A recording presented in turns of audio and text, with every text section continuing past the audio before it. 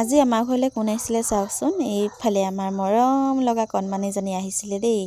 আমাৰ ঘৰলৈ প্ৰথমবাৰ আহিছে। আৰু এয়া ভণ্টি তিনিচুকীয়াত কাম এটা আছিলে, সেইটো কাৰণে আহিছিলে। আৰু ডাঙৰ ছোৱালীজনী থৈ আহিছে, সেইটো কাৰণে থাকি যাব নোৱাৰে।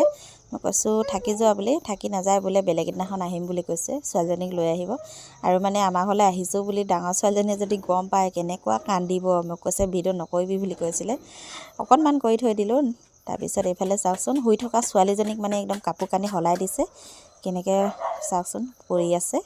আমাৰ বেটাই একদম মানে মৰমত কি কৰোঁ কি নকৰোঁ কৰিছে চাওকচোন। হাতখন চুইছে, এবাৰ ভৰিকেইটা চুইছে। আৰু এয়া দেখিছে নহয় কেনেকৈ মৰম কৰি আছে অকণমানি দেখি পেলাই। আৰু যোৱাৰ সময়ত এয়া একোলা লৈ লৈছোঁ। জন্ম হোৱাৰ পৰা লোৱাই নাই দেই আমাৰ কণমানিজনী।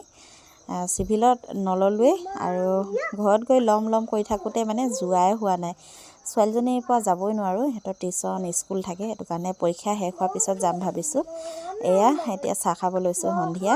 আৰু বেটি চাওকচোন অকণমান আৰাম কৰিছিলহে, আকৌ পঢ়িবলৈ হ'লেই। ফাইনেল পৰীক্ষা হৈ আছে যিহেতু, আৰু পঢ়িবতো লাগিবই। 1 তাৰিখে খতম হ'ব, তাৰপিছত আজৰি দেই। আৰু এতিয়া চাহ খাওঁ।